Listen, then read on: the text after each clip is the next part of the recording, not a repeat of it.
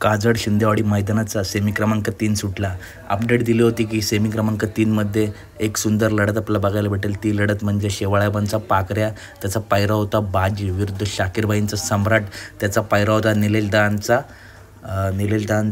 नाकऱ्या, तो सुद्धा टॉपचा नंदी आहे। 2 गाड्यांमध्ये मित्रांनो लढत झाली। शाकीरबाईंची गाडी होती पब्लिकने आणि पाकऱ्याची सुद्धा गाडी मित्रांनो मधून लागली होती, परंतु 4 टॉपची नंदी होती। लढत ही होणार होतीच आणि या लढतीत कोणी बाजी मारली तर शेवाळ्याबांचा पाकऱ्या आणि सोबत होता बाजी ही गाडी फायनल पात्र झाली आहे।